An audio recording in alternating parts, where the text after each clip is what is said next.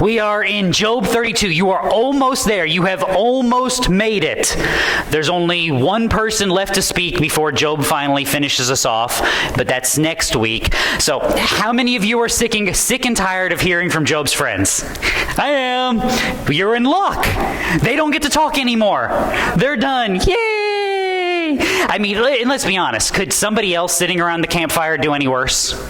In all honesty, I mean, might as well let somebody else give it a shot. It's not like they're going to do any worse than everybody else has done. And you would be right. So we are going to dive into as you can see here, a long speech by Elihu. Elihu, pick your pronunciation and go with it. Confidence is what matters when Bible pronunciations are concerned. If you sound like you know what you're talking about, people will just believe you and go along with it. As long as... Oh, it just went right out of my head. As long as you don't do the one that always drives me nuts, which is everybody tries to add an I, and I can't think of which one of the prophets it is now. It just went right. It's one of my pet peeves, and it just went right out of my head. But everybody always adds a letter to one of the prophets. No, it's not. Oh, okay, we're all going to look now because we've done this. Hold on. No, it's one of the minors. It is. It's one of the minor prophets, and everybody adds a vowel to it, and it drives. It's Haggai. Everybody likes to say Haggai. It's Haggai. Haggai, not Haggai. It drives me crazy. That and there is a difference between Zechariah and Zechariah. The prophet is Zechariah. Ze. Okay, there. Thus endeth the lecture. There will be a quiz on this later. So once again, be confident in your pronunciation. No one will ask any questions. But on to Elihu, which is how I'm going to go with it just because it's the simplest way for me to say it, and it's stuck in my head that way, so we're there. He is not perfect, but tell me if this is the most shocking thing I'll say all day. He does better than all three friends. And you're like, we jumped over that nice high bar, didn't we? Now, last warning. I know we have lunch today. Don't panic. We are going to spend a lot of time on the beginning half of this speech, simply because that's where all of the difficult details and the actual meat of it is. The second half of it, I'm not going to say it's unimportant. The second half of it is predominantly, okay. Get it out of your head that get it into your head now that I'm a bad person, because this is going to sound really terrible when I say this. The second half of his speech is mostly praise of God. So we're just going to skip that part. No.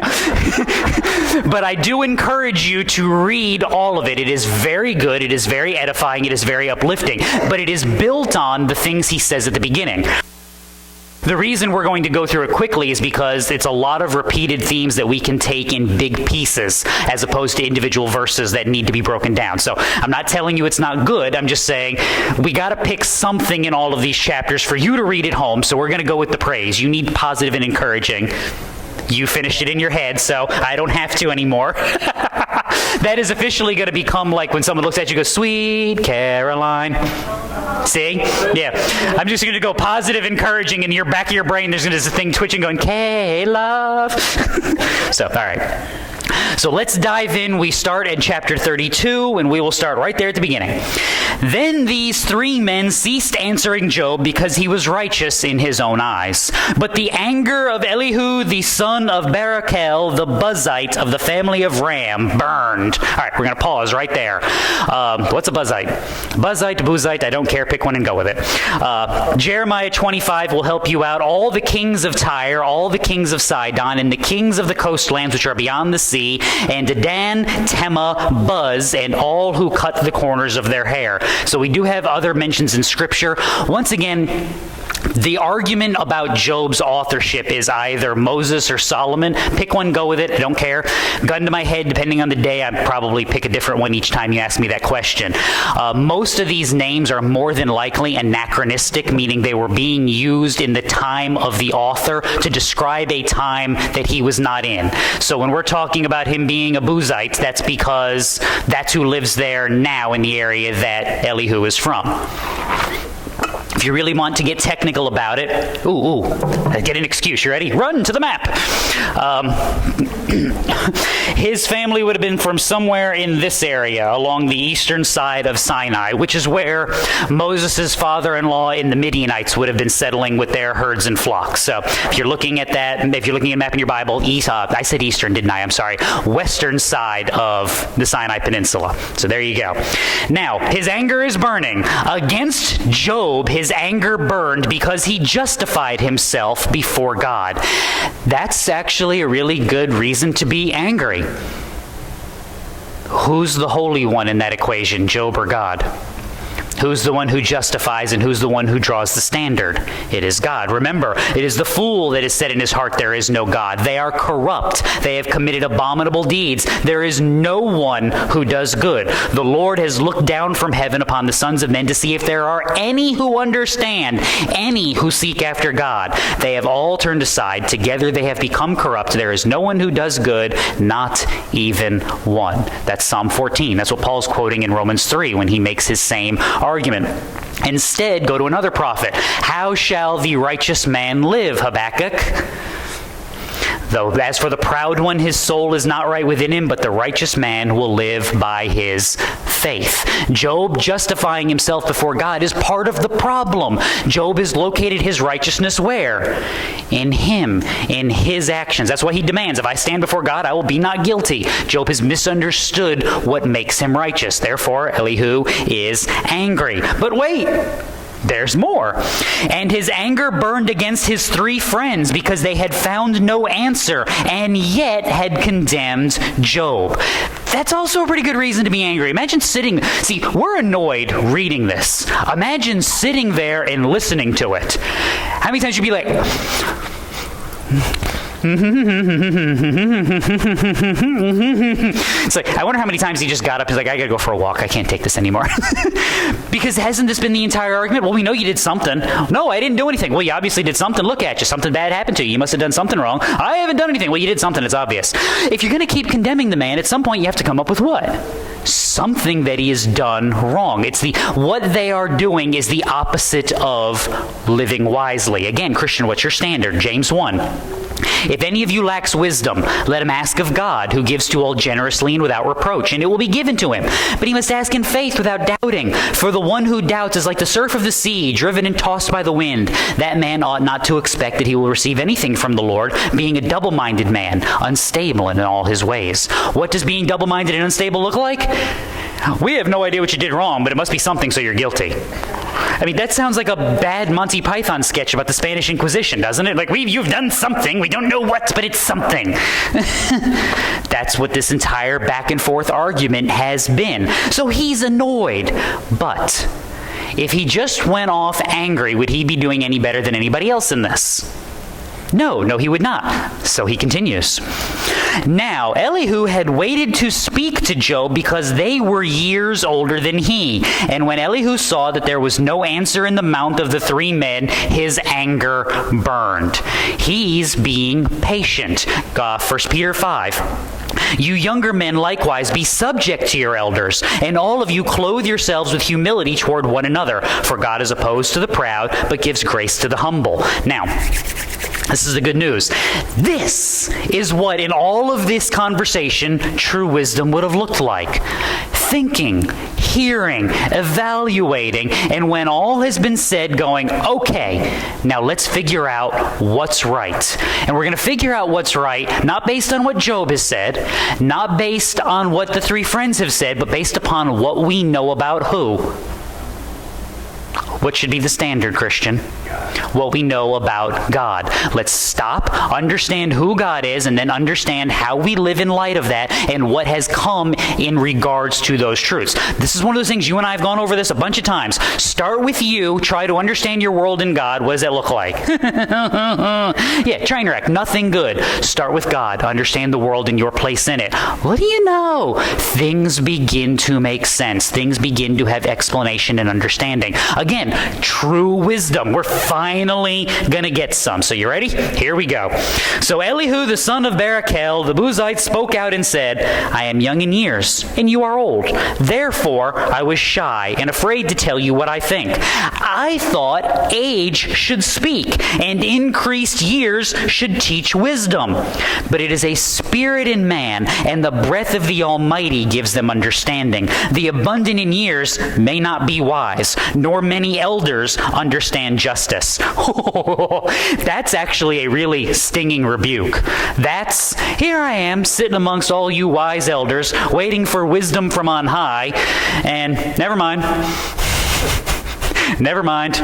Here I thought you who have lived longer would know something, but you know what I've learned watching you speak and argue with each other? A knowledge of God is more important than age. I mean, you've never met an old fool, have you? Never once, right? See, you're giggling because you know one. What's the beginning of wisdom? Fear of the Lord is the beginning of wisdom.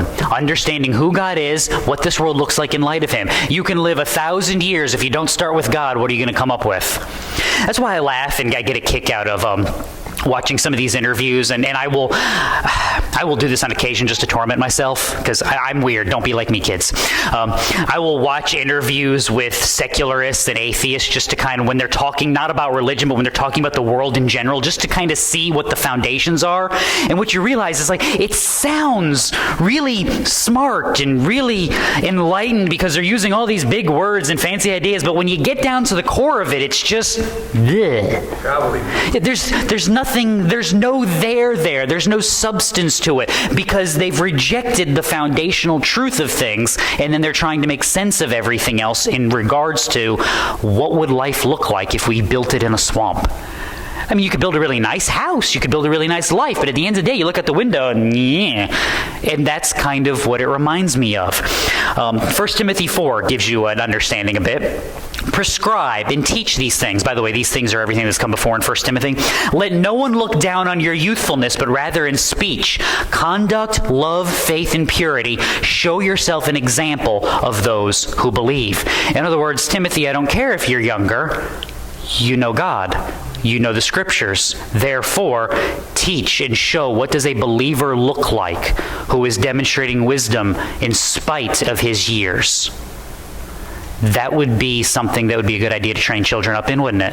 That'd be a good idea and something to call teenagers to, 20-somethings to. This idea that we have childhood into eternity is a secular one. It is one that says, no, there'll be plenty of time for you to grow up. Says who? Says who? That's why I joke every time, we start complaining about our back or our knees or our elbows. I'm not picking on Terry. I mean, sometimes injuries happen. But, I mean, as you get older, stuff starts hurting and stuff starts breaking down. And I keep saying, well, if getting old was fun, everybody would do it. And we all laugh because we're all doing what every day? Getting old. But does everybody do that? No. You're not guaranteed tomorrow. You're not guaranteed next year. You're not guaranteed anything. When should you live wisely and faithfully? Now. When can you control? Now. As we train children, as we train teenagers, as we train young adults, we should be training them with the expectation that you are supposed to be growing and maturing, because that's the goal of godliness. That's the goal of wisdom. Not that you should be a 40-year-old child, but that you should actually be a capable human being. And by the way, what does that look like? Because remember, see, I got a taste of this as a child because I got the speech all the time from my dad. I know you just love speeches from my dad. I don't care if you like me. I care that you grow up to be an adult. Well, what did that look like for him? Would I have a job? Would I pay my taxes? Would I not go to jail? Now, Christian, are those all admirable goals? Yes. They're all secondary. They're all secondary. Love the Lord your God with all your heart, soul, mind, and strength. Do those things, and you know what you're probably going to end up doing? You're probably going to get a job. You're probably going to pay your taxes. You're probably not going to go to jail. You're probably going to train up a family well. In other words, get the heart and the motivations in the right place, and then let life build out from there. But that starts with an expectation of what? No. There is a God in heaven who has ordained and ordered his universe and his world in such a manner that as you live in it, you should be honoring and following that. That is a call to maturity. That is a call to wisdom. When should that start, just out of curiosity? When do we try to start that a lot of times? Now again, is it ever too late to start? No, that's not my point. My point is, from the minute you understand that and start that, what should be the expectation of your life and the lives of the people that you are trying to train and disciple? Yeah. Boys will be boys is not an understanding. Well, they're young. We expect, because we are training and teaching and demonstrating and living. And if we're not doing those things, then where's my problem? With you. Yeah. And now I found the area that I need to repent, the area that I need to return to Christ with, so that I can then do what? Recognize that by the power of His Spirit and the wisdom of His Word, I can now live differently, honoring the God who has loved me and given Himself for me. I can now live in this world differently. And now again, that involves discipling in those that have been given charge. This is what wisdom should look like. So this is what Elihu is going to do. You ready for your first big time jump? The rest of this chapter is him explaining why he's waited so long to speak. He was young, they were old, he thought they were wise, he was wrong. There you go. So we're going to chapter 33, Sally, verse 1 there. I know Sally's going to hate me today. We're going to be skipping some chunks. There we go. So after all the caveats are given, however now, Job, please hear my speech and listen to all my words. Behold now, I open my mouth, my tongue in my mouth speaks. My words are from the uprightness of my heart, and my lips speak knowledge sincerely. The Spirit of God has made me, and the breath of the Almighty gives me life. Refute me if you can. Array yourselves before me. Take your stand. Behold, I belong to God, like you. I too have been formed out of the clay. Behold, no fear of me should terrify you, nor should my pressure weigh heavily on you. Now, time out. This is something we're going to spend a little bit of time here because this is important. What's the tone of Elihu's speech here? Am I here to fight with you, Job? No. Am I here to condemn you? Am I even here to argue with you? No, I'm here to do what? I'm here to testify to who God is and what He has said. If that's a problem for you, then where does the problem lie? Not between me and you, but between you and God. Now, this is important. This is the principle that Paul is trying to lay down later on. Things like Ephesians 4. We are no longer to be children tossed here and there by waves, carried about by every wind of doctrine. Notice the language similar to James's, living in wisdom, living for Christ. But by the trickery of men, by craftiness and deceitful speaking. But speaking the truth in love, we are to grow up in all aspects into Him who is the head, even Christ, from whom the whole body being fitted and held together by what every joint supplies, according to the proper working of each individual part, causing the growth of the body for the building up of itself in love. If you want the Reader's Digest version of that, one of the Bible verses, if you don't know this one you should memorize. Ephesians 4:29. Let no unwholesome word come out of your mouth, but only such a word as is good for edification according to the need of the moment, so that it will give grace to those who hear.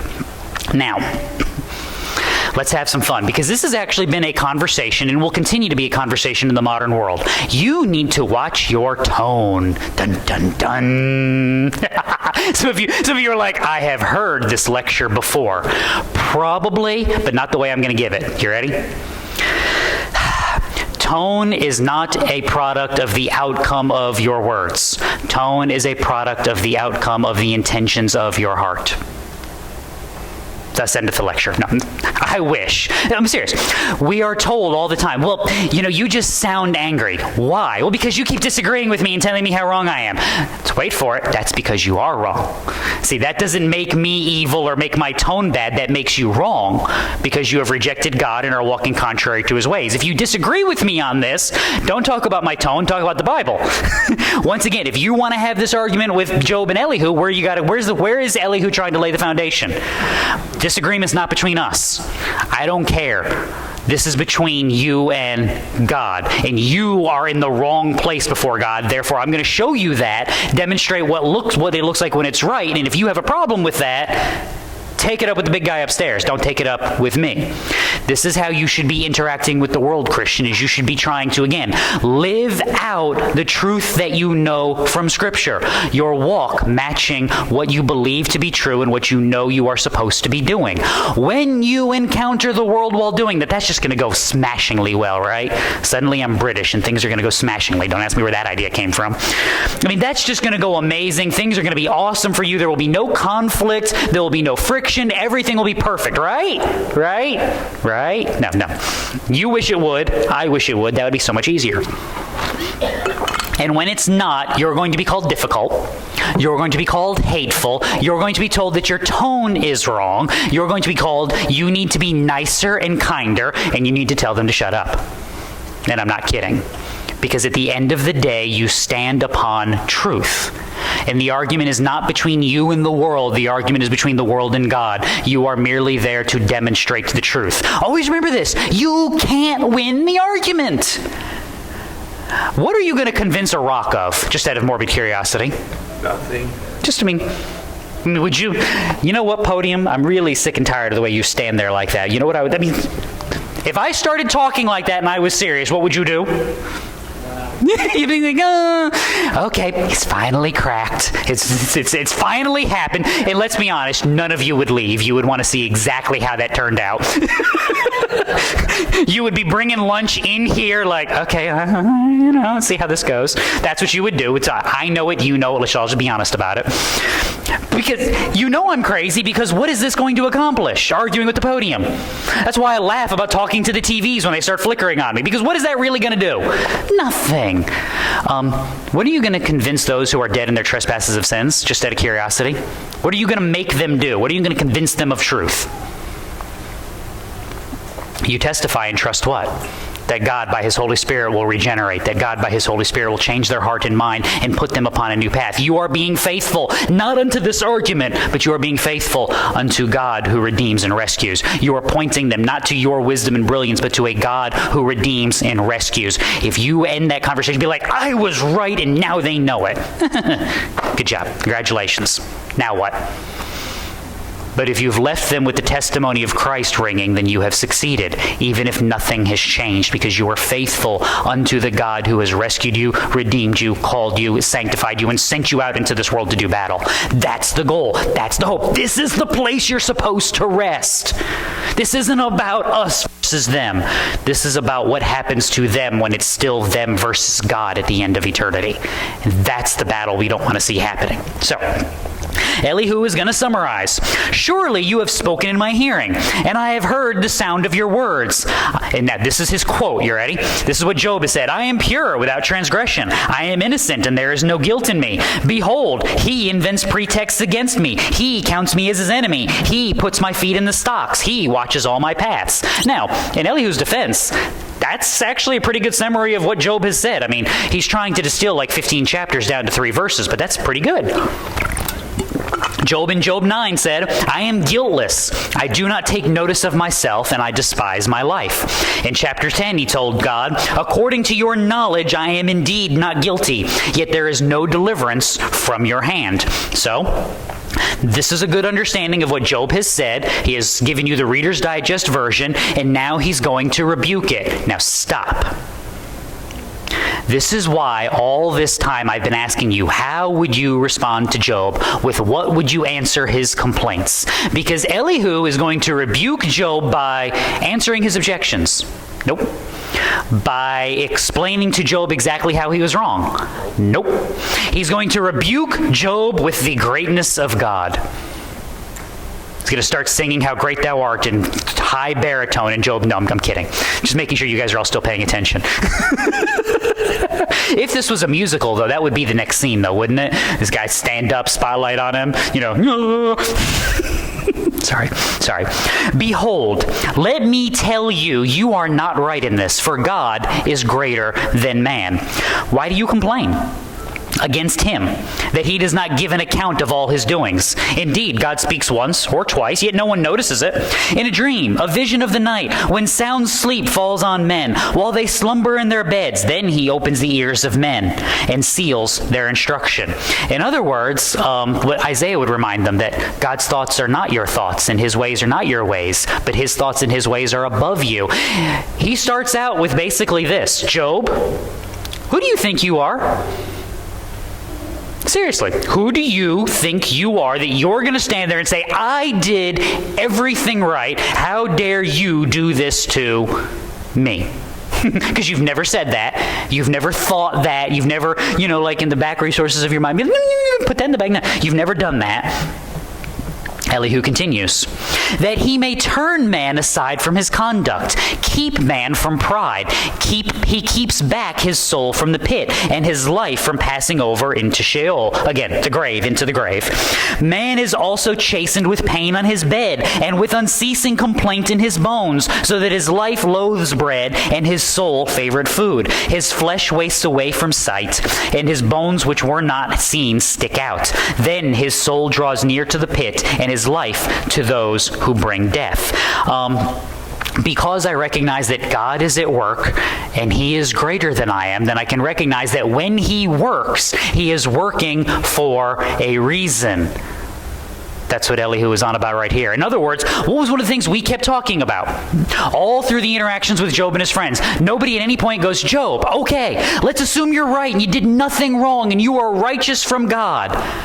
Why did he do this to you? Wouldn't that be an obvious question to ask? Wouldn't that be something simple to be like, hey, okay, why do you think he did this? If you're not being judged for your sin and you've done nothing wrong, then why has the Almighty, who is in control of all things, done this? There's got to be a reason.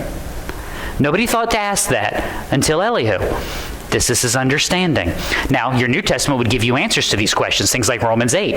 I consider the sufferings of this present time not worthy to be compared with the glory that is revealed to us. 2 Corinthians 4. We do not lose heart, but though our outer man is decaying, our inner man is being renewed day by day. For momentary light affliction is producing for us an eternal weight of glory far beyond all comparison. Ow! Whacked the podium with my elbow. That felt wonderful. Would you describe your aging as a light affliction? I'm serious. I mean, would you describe that as momentary and light? If you're not over 30, you don't get to answer. The reason why I ask that is because perspective matters. This is one of the things that's been broken in this entire book, is nobody's had the right perspective. Everybody's been doing this and looking at themselves, not paying attention to what's beyond. Why can Paul talk about the sufferings of life, the beatings, the difficulties, the persecutions, the going to prison, the being stoned and left for dead, being shipwrecked and lost at sea? Why can he describe all of those things as momentary, light afflictions? Because this world is not his home, because his citizenship is not here, and he is looking for a world that is to come. He is longing for a kingdom yet to be revealed. In other words, he is a pilgrim in this place, and he is traveling to his actual home. When that becomes a perspective, these things become simpler to manage. These things become simpler to understand, that they are momentary and they are light, because if this is the worst the world has to throw at me, how wonderful will that kingdom be when even this is cast aside and all of the difficulties and desecrations of sin are set aside and are gone forever. Perspective matters. Which is once again why the rebukes are what they are. So let's continue with him. I lost my spot, sorry. If there is an angel as mediator for him, 1 out of 1,000, to remind a man what is right for him, then let him be gracious to him and say, deliver him from going down to the pit. I have found a ransom. Let his flesh become fresher than in youth. Let him return to the days of his youthful vigor. Then he will pray to God, and he will accept him, that he may see his face with joy, and he may restore his righteousness to man. Okay, time out. This is where the NASB is trying to help us out here. Sally, go, you know what, go back to 23. I want to walk through this so we can see this on the screen and make sense of it. because that way I can look at the same thing you're looking at. Go back, young man. Oh. I'm sorry. Oh, I looked at the wrong color. It was red. I apologize for that. Now the computer's, there we go. Okay. And I apologize for that. I looked at the wrong color. My batteries are dying. So if you can't hear me, I'll have to run and grab a battery real fast. Because Elihu knows God's work is greater and above, because he's recognized that God is working for a purpose, his trust is in God. Now, the reason why I've gone back to this, he's talking about the man who's facing death. If there is an angel as mediator for him, talk about the man who's dying. If there's an angel to mediate for that man, 1 out of 1,000 to remind a man what is right. Now stop. Christian, is there a mediator for man before God? Yes. Why does Elihu have this thought, though? Remember, go back. What are we longing for, Christian? What's the hope of this people, even as ancient as they may be? That there is coming a son of the woman who will crush the serpent and his offspring, who will set right what sin and corruption has destroyed and degraded. We're longing for the one who will accomplish this work. We haven't found him yet. This is the hope. All right, let's move forward. 24. If there's an angel as mediator, 1 out of 1,000, so verse 24, then let him be gracious to him and say, deliver him from going down to the pit. I have found a ransom. So this is the mediator. He's speaking to God on behalf of the person who's dying. Keep going. Verse 25. Because the NASB is trying to help you out. Then his flesh becomes fresher than in youth, and let him return to the days of his youthful vigor. So in other words, because of the work of this mediator, there is a hope for this dying man that he will not be dying anymore. Do you get to rewind the clock? No. Perspective matters. Elihu is looking forward. Verse 26. Then he will pray to God, and God will accept him, that he may see God's face with joy, and God may restore his righteousness. God may restore God's righteousness to man. This is a hope for a mediator who will bring about redemption. Not to undo your petty complaining about life, not to undo the sickness and the illness that you have faced, but to realize that in the midst of this illness, that no matter what it may be that brings you to the brink of the pit, your hope is in a redemption from God. That's good perspective. That's living rightly in the world and seeing the fruits of what God has done and understanding that it is God who rescues, that it is eternity where our hope is found, and that this world does not love us because everything in this world is corrupted by sin. That's why Paul can say things like 1 Timothy 2. There is one God and one mediator between God and men, the man Christ Jesus, who gave himself as a ransom for all, the testimony given at the proper time. I've said this before. When we talk about Old Testament saints, we like to describe them as saved on credit. Because as their lives were being lived, Christ's work has not been accomplished yet in the world. But because God is eternal, because he is outside of time, he has ordained the accomplished work of Christ. Therefore, in God's economy, it is what? It is accomplished. Even if it hasn't been done yet in the world, it is accomplished. Therefore, God can rescue these men. He can save sinners based on the work of Christ because Christ's eternal work is accomplished even then. This is one of the reasons, Christian, why you can hope in that eternal kingdom. You have not seen it yet. You have not made it there yet. But God has. Don't try to understand that. You can't. Because I can't. Not that you're not any smarter than I am, but humanity can't. But God, who is eternal, who knows the end from the beginning, knows the promise that he has made, and it is accomplished. Therefore, Christian, you can have hope that all that he has promised you, he will bring to pass. That as he has been faithful, and as he is being faithful, he will be faithful. This is why Hebrews 7 can make the point. The former priests, on the one hand, existed in great numbers because they were prevented by death from continuing. That's always such a simple argument to me. Why do we need a bunch of priests? Because they're going to die, and if they die and we don't have any other priests, who's going to offer the sacrifice for the people? This makes sense. But Jesus, on the other hand, because he continues forever, holds his priesthood permanently. Therefore, he is able also to save those forever who draw near to God through him, since he always lives to make intercession for them. In other words, God's work is being accomplished then, now, and forevermore. That's part of the perspective that you're seeing here. I encourage you, read to the end of this chapter, but Sally, we are skipping to 34:1. You ready? Dun, da, da, da. There you go. Then Elihu continued, and I will encourage you to read the next 9 verses because it is sarcastic as all get out. But you know what? Let's be honest. Everybody sitting around that little campfire with Job, you know what they deserve? They deserve a little sarcasm couched in wisdom, so I'm not going to complain about it. But Elihu returns to talking about God. Verse 10, he continues in verse 10. So based on all of his sarcasm, therefore, listen to me, you men of understanding. Far be it from God to do wickedness, and from the Almighty to do wrong. In other words, knowing who God is, knowing what he has accomplished, knowing what he has promised, we can trust in him because he is good. He is holy. This is what Isaiah will discover and realize about himself. And by the way, this is what every human being realizes about himself when God shows up. If you want to have some fun, just go read through all of the interactions between humanity and God in your Old Testament. And you'll see that they fall into one of 2 categories. Either they realize they're talking to God and they are more than just a little bit freaked out, or they don't know they are talking to God, and then after they realize they have talked to God, they are very much freaked out. So, my favorite example of this, we covered this when we went through Exodus, is, God comes down upon the mountain at Sinai, and there's the lightning and the cloud and the shaking and the booming voice from heaven, and God says, don't let the people come up to the mountain, because if they come up on the mountain, they'll die. And Moses goes down to tell the people, all right, we're going to put up borders, no one go up on the mountain. And everybody goes, cool. Yeah, no intentions. As a matter of fact, we don't want to go anywhere near that. Tell you what, you go talk to God for us, so whatever he tells you, we believe you.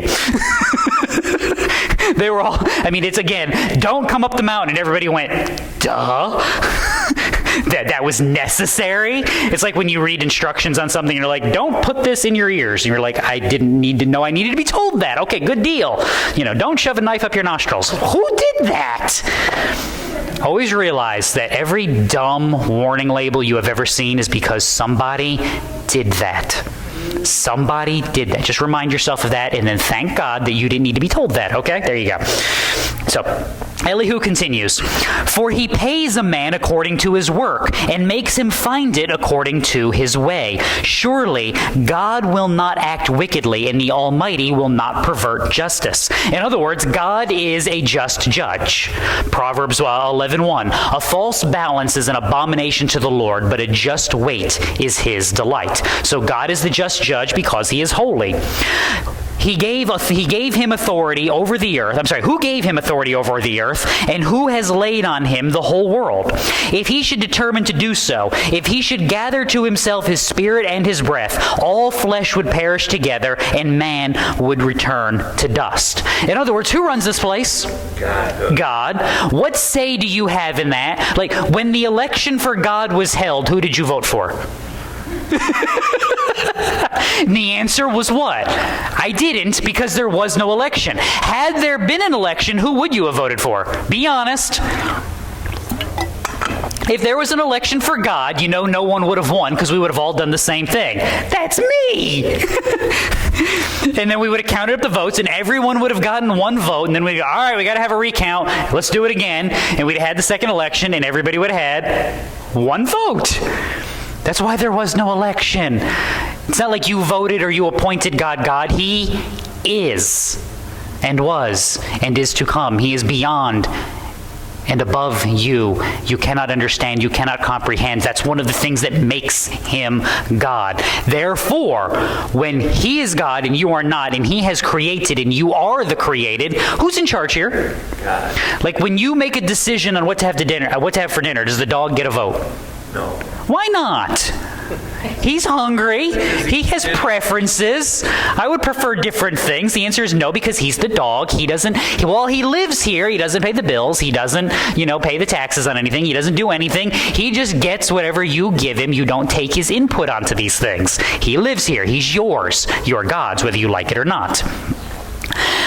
Shall the one who hates justice rule? Will you condemn the righteous mighty one? who says to a king, worthless one, to nobles, wicked ones, who shows no partiality to princes, nor regards the rich above the poor, for they are all the work of his hands. In a moment they die, and at midnight people are shaken and pass away, and the mighty are taken away without a hand. In other words, stop me if you've heard this before, God is a just judge. Why is Elihu repeating that again? What's been Job's complaint this whole time? I'm good, and he has treated me like I'm bad. He has judged me wrongly.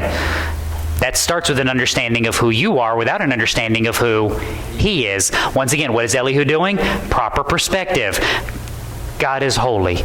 God is righteous. God is working out his plans. God is the just judge. God has dominion. Did I mention that he's the just judge?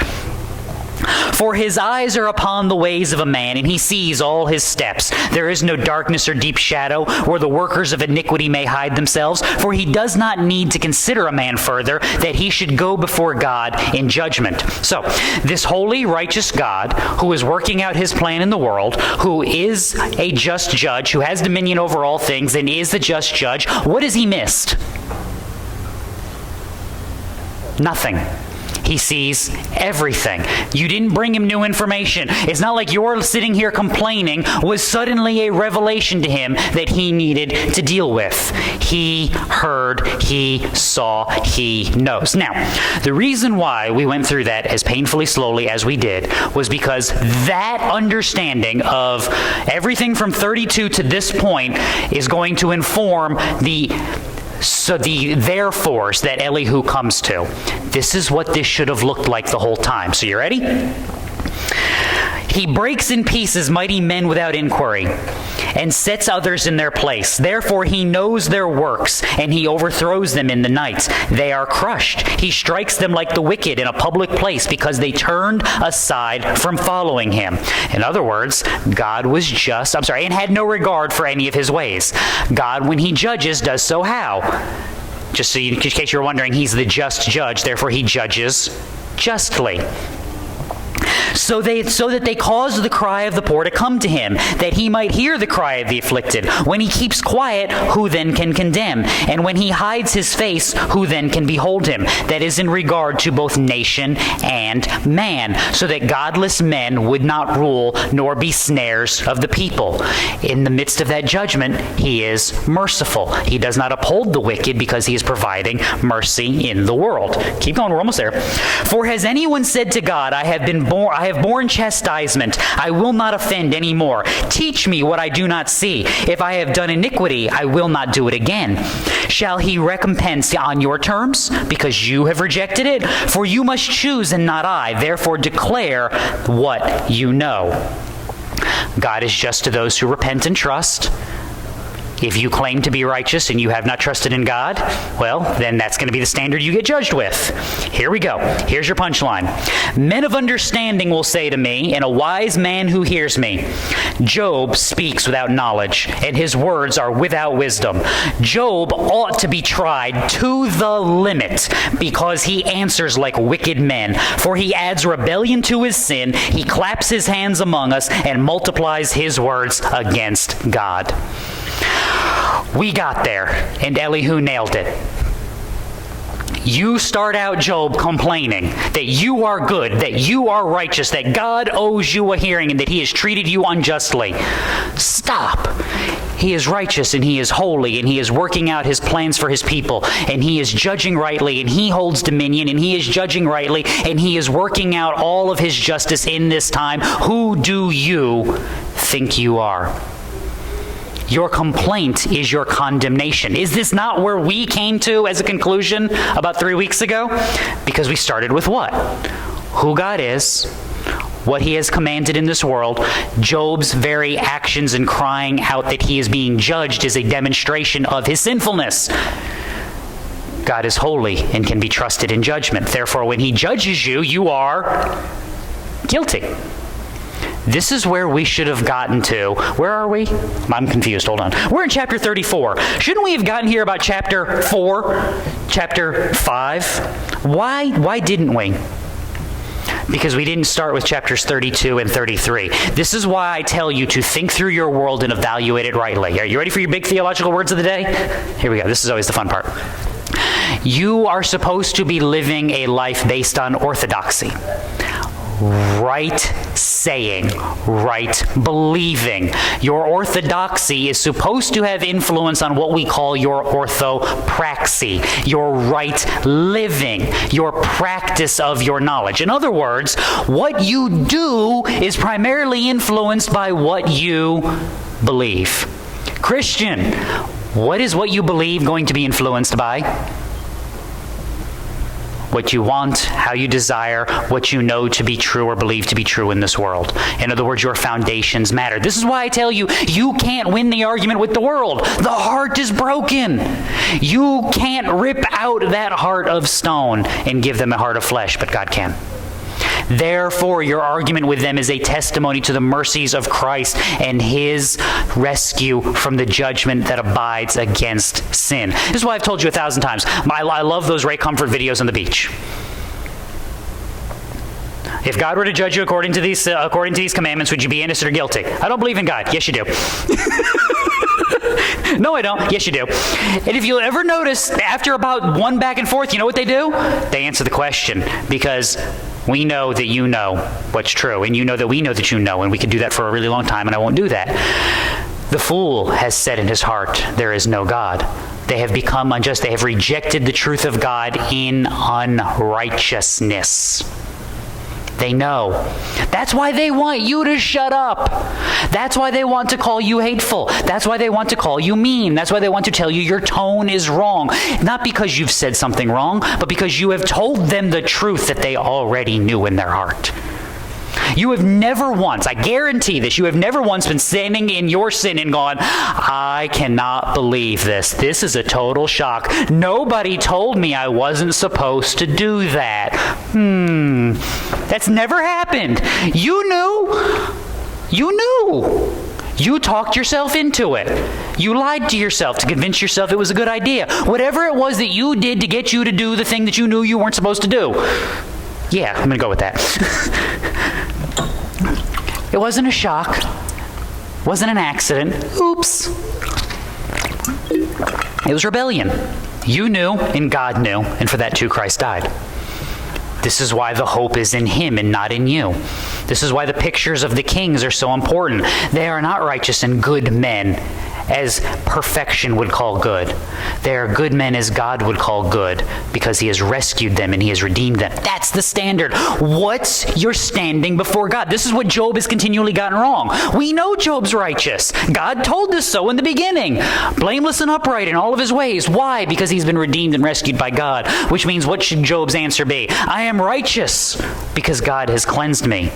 I am whole because he has put me back together. Why then has he rescued me only to put me in this predicament? See, that's a valid question, and that's one we can work through. That's one we can figure out. We can sit down and go, okay, let's examine the life, and let's examine your heart, and let's think what we've known, and know what we think, and figure out what's going on so that we can get back on the track where we are worshiping, praising God in spite of this mess. That's what should have happened. It hasn't happened because nobody's been able to look at Job and say, your heart is thinking the wrong things. Your core is believing in the wrong direction. It's taken whatever this young man is to run down the attributes of God, explain who he is, who we are in light of that, and then say, based on that, you're not submitting unto him. Therefore, we have found your sin. Now let's move forward. This is the rapid fire portion of the program. I told you we were going to spend all of our time there. Read every verse of the next 3 chapters. They will do you infinitely good. So chapter 35 begins. Then Elihu continued and said, do you think this is according to justice? Do you say my righteousness is more than God's? You say, what advantage will it be to you? What profit will I have more than if I had sinned? I will answer you, and your friends with you. Look at the heavens and see. Behold the clouds. clouds. They are higher than you. If you have sinned, what do you accomplish against him? If your transgressions are many, what do you do to him? If you are righteous, what do you give him? What does he receive from your hand? Your wickedness is for a man like yourself, and your righteousness is for a son of man. Because of the multitude of oppressions, they cry out. They cry for help because of the arm of the mighty. Now stop. Notice the point here. Who's the low one in this relationship?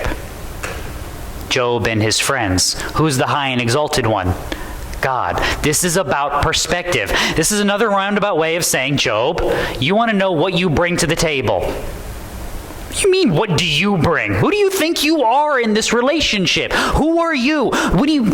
Yes, so you were good today. What does God gain from that? Yes, you were evil today. What did God lose from that? The point is not what you bring, it's who God is. That the just judge will judge sin rightly, and he will rescue those who have trusted in him. This is not about what you bring. This is about who you are in light of who God is. This is about looking in the mirror and having a long, hard conversation about where your life is going in light of God's righteousness and his offer of mercy to those who trust him. That's what this is about. In other words, Job, you're asking the wrong question.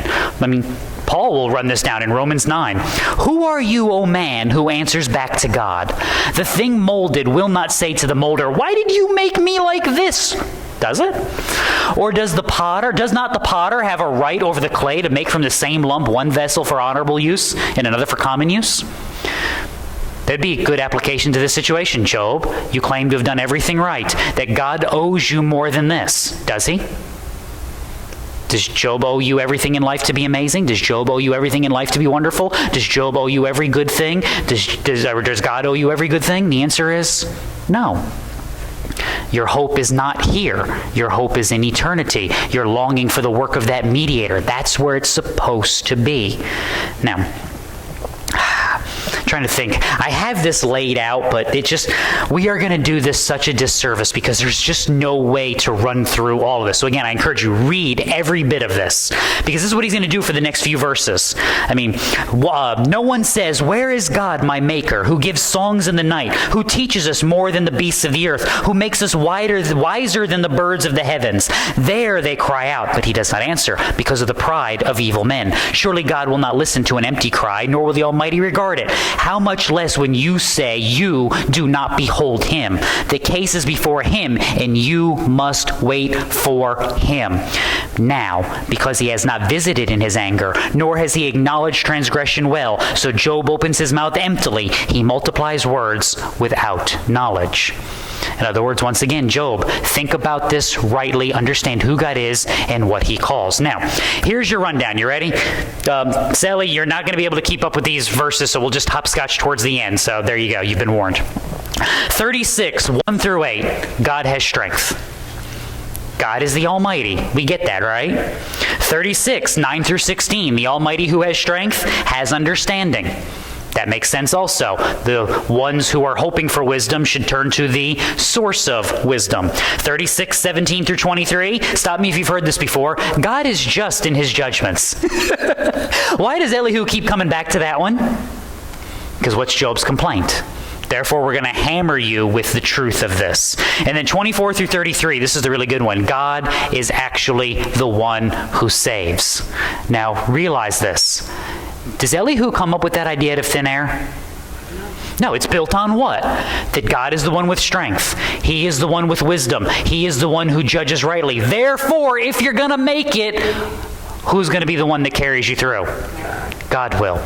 In other words, again, stop doing this and start doing this. Eyes up, perspective up, life up. Stop making the entirety of your life, the 3 feet around you, and the 4 seconds that were back there and ahead of you. When are you faithful, Christian? Now. I can't do anything about 10 minutes from now. We try to all the time, don't we? How much of your life do you spend worrying about the 10 minutes ago? Just out of morbid curiosity. Or last year, or last month, or 5 years ago? I kid you not.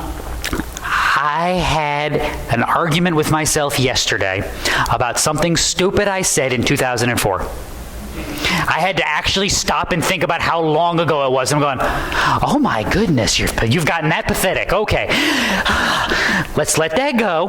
Can't do anything about it. What can I do? Now, I can deal with who I am, what I'm doing, how I'm thinking, what I'm living for now. This is where perspective matters. This is why you have to get away from this idea. Because as long as this is what I'm paying attention to, I can't get out of myself. I can't get out of my own way. Put God in perspective. Understand that it is His work that I'm attaining to, that it is His kingdom that I'm striving for. And now I can live with that knowledge and deal with my life now. Because again, you've never done this either. You've never planned out an argument with someone you're going to have later, or a discussion that you're going to have later, right? What's the problem with that? Do they ever play their part like they're supposed to?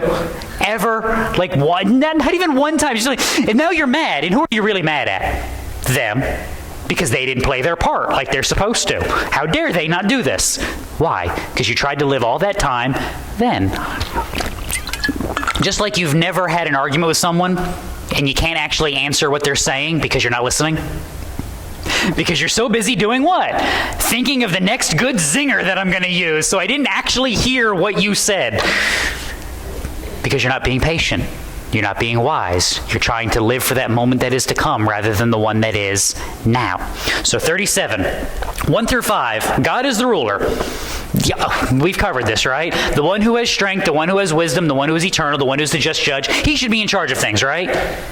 All right, good meeting, good plan. 6 through 13, God is... okay, here you go. Selly, chapter 37, verse 13. This is an important one. We're going to pause here. Whether for correction or for His world or for loving kindness, He causes it to happen. That's a verse that Job should have heard 30 chapters ago. Why is God doing what He's doing? Is it correction? Spurring you to the kingdom? Because He loves you? We don't know. But you know what we need to do? Figure it out. I need to figure out who I am, how I'm living in light of what I know to be true about Him, and what I'm going to do moving forward. So, listen to this, O Job. Stand and consider the wonders of God. Do you know how God establishes them and makes the lightning of His cloud to shine? Do you know about the layers of the thick clouds, the wonders of one perfect in knowledge? You whose garments are hot, when the land is still because of south wind. Can you with Him spread out the skies, strong as a molten mirror? Teach us what we shall say to Him. We cannot arrange our case because of darkness. Shall it be told to Him that I would speak, or should a man say that he would be swallowed up? Now men do not see the light, which is bright in the skies, but the wind has passed and cleared them. Out of the north comes golden splendor, and around God is awesome majesty. The Almighty, we cannot find Him. He is exalted in power, and He will not do violence to justice and abundant righteousness. Therefore, men fear Him. He does not regard any who are wise of heart. There's your summary. God is above. God is beyond. And if you think you stand because of you, you will be sorely mistaken. Said earlier that the fear of the Lord is the beginning of wisdom, right? Forget that and you will exalt yourself. Remember that and you will realize that this life is not about you. Realize then how much of this world has been corrupted, how much of this world has been downtrodden, how much of this world has been influenced by sin. Then remember who He is. And that is why Paul says what he says in Romans 2. Do you think lightly of the riches of His kindness and tolerance and patience, not knowing that it is the kindness of God that leads you to repentance? In other words, what did Job deserve? I mean, Job's whole argument is,